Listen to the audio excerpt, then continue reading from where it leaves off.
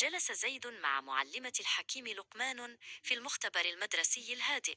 كان زيد صائما، وشعر بفضول كبير دفعة للسؤال: يا أستاذي، نحن نصوم طاعة لله، ولكن هل للصيام فوائد خفية لأجسامنا اكتشفها العلم؟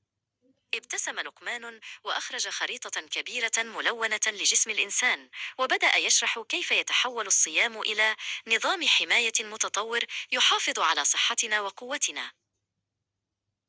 أوضح لقمان لزيد أن العلماء اكتشفوا عملية مذهلة تسمى التنظيف الذاتي، وقد نال مكتشفوها جوائز عالمية مرموقة.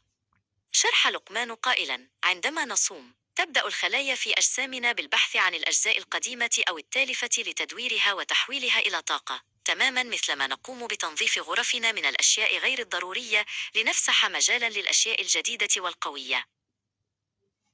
استمر المعلم في حديثه الشيق، مبينا كيف أن الصيام يمنح الجهاز الهضمي والقلب استراحة ضرورية، مما يساعد العقل على التفكير بوضوح أكبر.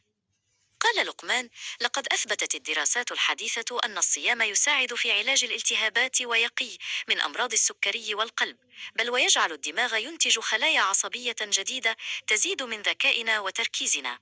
تخيل زيد خلايا جسمه وهي تعمل بنشاط كفريق إطفاء ينمق وينظف كل زاوية.